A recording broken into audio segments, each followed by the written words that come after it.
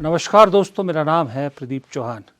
बात समझनी है तो पूरी सुननी होगी। The visual representation of a leader. If I ask you, can you visually, imagine a leader with people? What you see is a guy walking in front and a whole bunch of people walking behind, right? Right? My visual representation is walking behind them. So I really liked a Taoist quote I read once, which I don't remember the exact quote, but basically it says that nobody hears or sees the work of a leader. And once it's done, they think they did it themselves. Right? So to me, a leader's much more about connection, about empathy, about listening, than about getting people to follow you. The following happens as a result of the listening and the empathy. And the following is almost a byproduct.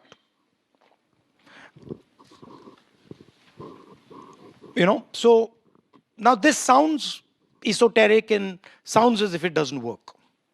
But it does. I do it all the time. बहुत पते की बात राहुल गांधी ने कही। सही बात, हम भी बचपन से यही सोचते आए हैं, सुनते आए हैं कि लीडर वो होता है जो लीड करता है, आगे चलता है, सब उसके पीछे चलते हैं। लेकिन राहुल गांधी कह रहे हैं कि ये नहीं, नेता वो होना चाहिए जो लोगों को आगे रखे, खुद को पीछे रखे, लोगों को लीड करने का मौका दे, लोगों को गाइड करे। आज दरअसल ऐसे ही नेता की ज़रूरत है। मैं ये नहीं कहता कि हमेशा नेता ऐसे ही होने चाहिए। जब आज़ादी की लड़ाई थी तो महात्मा गांधी जैसा लीडर चाहिए था जो आगे बढ़ के लीड करता था, आगे चलता था, लोग उसके पीछे चलते थे। लेकिन आज का जो वक्त है, आज के वक्त में नेता वैसा नहीं चाहिए जैसा राहुल गांधी कह रहे, वैसा नेता चाहिए। क्योंकि जो नेता खुद को आगे रखेगा आज की डेट में, वो पहले अपना सोचेगा, अपना स्वार्थ पूरा करेगा, अपनी पार्टी के लिए सोचेगा, अपने रिश्तेदारों के लिए सोचेगा, अपने दोस्तों के लिए सोचेगा। कि जो जनता को आगे रखेगा, जाहिर सी बात है, मजबूरी में ही सही, पर उससे पहले जनता का सोचना होगा। ये लीडरशिप क्वालिटी, ये सच्ची लीडरशिप क्वालिटी मेरे हिसाब से है और होनी भी चाहिए। आज के वक्त का तकाजा यही है, ना सिर्फ भारत के लिए, पूरी दुनिया के लिए। क्योंकि भारत की बात हो रही है तो इसलिए मैं भारत का जिक्र कर रहा हूँ। सिर्फ उन्नाव रेप विक्टिम का मामला नहीं है। इस देश का हज़ार करोड़ रुपया लेके लोग विदेश भाग जाते हैं और फिर विदेशों से इस तरह की तस्वीरें भेजकर हमें मुंह चिढ़ाते हैं, हमारे सिस्टम को मुंह चिढ़ाते हैं और इस बड़े बड़े दावों से सत्ता में आई सरकार को आईना दिखाते हैं कि तुम कुछ नहीं बिगाड़ सकते। विजय माल्या हो चाहे ललित मोदी हो, क्या फ़र्क पड़ा इनकी ज़िंदगी में? फ़र्क पड़ा उनकी ज़िंदगी में जिसका पैसा लेकर ये लोग भागे। ये लोग तो भारत में नहीं तो विदेश में जाकर ऐश कर रहे हैं, ऐश तो वैसे ही कर रहे हैं। इन सब मुद्दों पर बात करने की बजाय सत्ता में बैठी पार्टी के नेता क्या कह रहे हैं, ये नवनीत राणा जैसी नेता, अब क्या बताऊं, कहती हैं कि मुसलमान अगर 19 बच्चे पैदा करते हैं तो हिंदुओं को भी 3-4 बच्चे पैदा करने चाहिए। ये नहीं बोल रही कि अगर वो बच्चे पैदा कर रहे हैं तो हिंदुओं, तुम अपने बच्चों को अच्छी शिक्षा दो, सशक्त बनाओ, अपने पैरों पर खड़ा करो। ये कह रही कि नहीं, हिंदुओं तुम भी आबादी बढ़ाओ। उससे भी 4 कदम आगे कह रही हैं कि जो हिंदू बच्चे पैदा नहीं करता वो असली हिंदू है ही नहीं। तो मैडम, योगी आदित्यनाथ और प्रधानमंत्री मोदी ये हिंदू नहीं है आपके हिसाब से? क्योंकि इनके तो बच्चे हैं नहीं। जिसके बच्चे नहीं है तो वो नवनीत राणा के हिसाब से हिंदू है ही नहीं। ऐसी बातें कर रहे हैं। आज पहली बार इन सब चीज़ों पे, आज पहली बार मुझे अर्नब गोस्वामी की तारीफ़ करने का दिल कर रहा है। हालांकि आपने 3-4 दिनों से देखा होगा अर्णब गोस्वामी बहुत छाए हुए हैं, क्योंकि सरकार से जो सवाल पूछ रहे हैं वही तो मीडिया का काम है।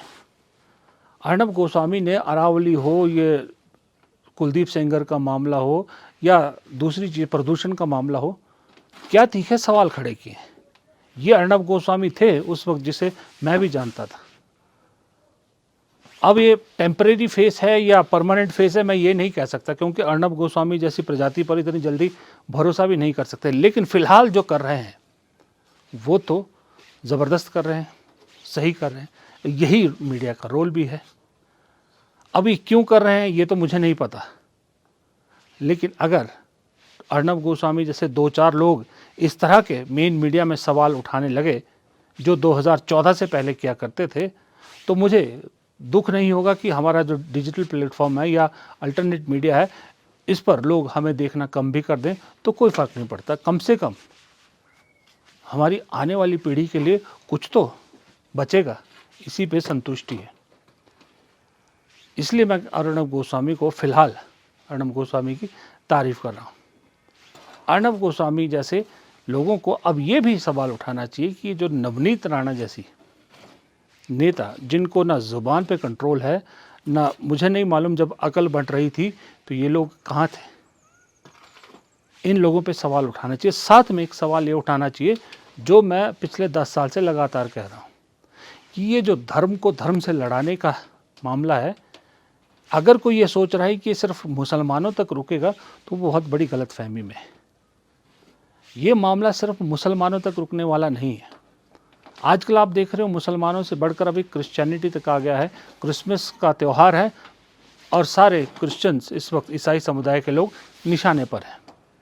कभी बौद्ध धर्म को मानने वाले लोग निशाने पर होते, कभी जैन धर्म को मानने वाले, करते करते ये सिख धर्म होते होते ये अल्टीमेटली आएगा हम जैसे आप जैसे हिंदुओं पर भी, और तब निशाने पर हम ही लोग होंगे, क्योंकि मनुस्मृति को मानने वाले ये लोग सिर्फ हिंदू मुसलमान या हिंदू ईसाई तक रुकने वाले नहीं हैं। मनुस्मृति की सोच फिर हिंदू धर्म पर भी हमला करेगी और सबसे पहले निशाने पर आएंगे इस धर्म के दलितों से ये अपना प्रहार शुरू करेंगे और करते करते मनुस्मृति को इस देश में लागू करने की पूरी कोशिश करेंगे, क्योंकि संविधान को खत्म करने की कोशिश तो ये दिन रात कर रहे हैं। अरे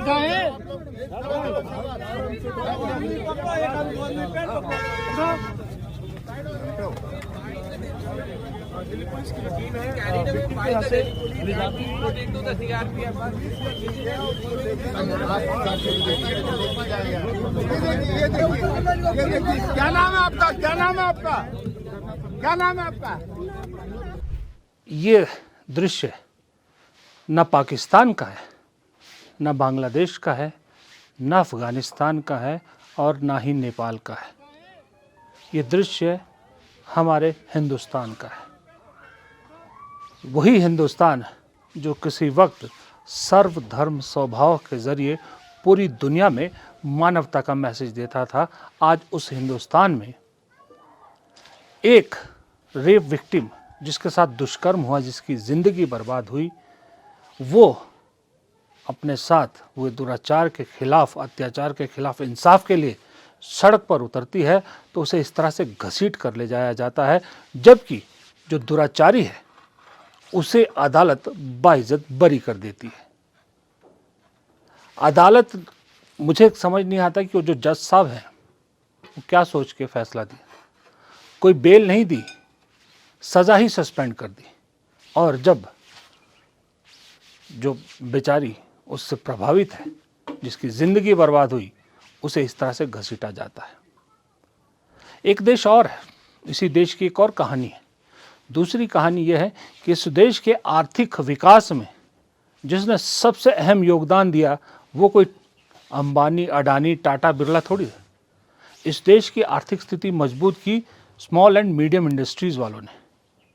इसीलिए सरकार ने एक बाकायदा डिपार्टमेंट भी खोला, मिनिस्ट्री खोली, MSME, medium small and micro industries, क्योंकि जॉब क्रिएशन हो, देश में आर्थिक स्थिति मजबूत करना हो, छोटे छोटे प्रोडक्ट्स एक्सपोर्ट हो, ये सब में बहुत अहम रोल अदा किया था। लेकिन आज सबसे ज़्यादा अगर कोई रो रहा है तो वही MSME वाले जो उद्योगपति हैं, जो बिजनेसमैन हैं या दुकानदार हैं, छोटे दुकानदार, वो रो रहे हैं। क्योंकि बड़े साहब लोगों के लिए तो जंगल, हवा, पानी सब कुछ फ्री में है, सब कुछ अवेलेबल है। आपने आजकल को मीम सुना होगा, जगजीत सिंह की गज़ल पे चल रहा है कि हम लोगों का बिजनेस लगभग ख़त्म हो गया सर। मैंने 10 साल पहले आपको उत्तराखंड में सुना था, आप ये कह रहे थे कि मोदी जी की पॉलिसी छोटे दुकानदारों को ख़त्म कर रही है, बड़े उद्योगपतियों को दे रही है। उस टाइम सर मुझे भरोसा नहीं था आपकी बात पे। मुझे ऐसा लगता था मैं जे कॉलोनी में बैठा हूँ, मेरी दुकान पे ये बड़े लोग क्या करेंगे। आज सर मेरा बिजनेस ऑलमोस्ट 80% ख़त्म हो गया है। और मेरा ही नहीं सर, जो सुबह सब्जी वाला मंडी जाता है 2000 की सब्जी लाता है सर, उसका 10 रुपये का धनिया पुदीना ऑनलाइन आ रहा है सर, वो भी बेचारा कहीं ना कहीं ख़त्म हो गया।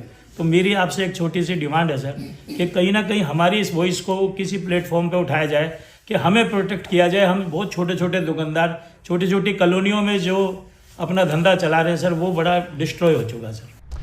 ये दर्द 11 साल पहले किसी ने महसूस कर लिया था। ये शख्स खुद कह रहा है कि जब राहुल गांधी ने बात कही थी तो इसे विश्वास नहीं हुआ था, इसे लगता था कि क्या फालतू बात कर रहे हैं। आज फिर सच साबित हुआ। राहुल गांधी कहते होंगे ना कि मेरे शब्द को याद रखिएगा, मेरे शब्दों को याद रखना, क्योंकि अब तो मैं तो गिनती भूल गया हूँ कि कितनी बातें उनकी सही निकल गई हैं। आपको याद हो तो कमेंट बॉक्स में लिखिएगा ज़रूर। दिल्ली के आसपास का इलाका इस वक्त मर रहा है, लोगों को सांस लेने में दिक्कत आ रही है, लेकिन सरकार उस मुद्दे पर मजाल है उसका इलाज करने या उस पर कुछ काम करे। उल्टा अरावली पर्वत को लेकर जो फैसला किया है, माशाअल्लाह आने वाले दिनों में, जैसे मैंने कल के वीडियो में भी कहा था कि ज़िंदगी जहन्नुम से भी बदतर कर दी है, होने वाली है दिल्ली और उसके आसपास के इलाकों के लिए, राजस्थान के लिए, हरियाणा के लिए, पश्चिमी उत्तर प्रदेश के लिए, यहाँ तक गुजरात तक के लिए। खुद मोदी जी के मंत्री अब तो कहने लगे हैं कि दिल्ली में दम घुटता है। आज सबसे बड़ा राष्ट्रवाद कोई होगा उदय जी, तो देश के इंपोर्ट को कम करना और एक्सपोर्ट को बढ़ाना। क्या परिस्थिति बनी है हमारी। मैं 2 दिन मुश्किल से रहता हूं, इन्फेक्शन हो गया। ये दिल्ली पूरा प्रदूषण से त्रस्त है। क्यों है? मैं ट्रांसपोर्ट मंत्री हूं, 40% हमारे कारण होता है, क्योंकि ये fossil fuel, petrol, diesel. Sudarshan ji कितने बार मुझे कहते थे कि इस देश का किसान अन्नदाता नहीं ऊर्जादाता बनेगा, ईंधन दाता बनेगा, हवाई ईंधन दाता बनेगा। अब सब बन गया, बिटुमिन भी बन गया, पर कोई विश्वास रखने के लिए तैयार नहीं। और आज भी इतना 22 लाख करोड़ हम खर्चा कर रहे हैं। अब ये राष्ट्रवाद कैसा होगा?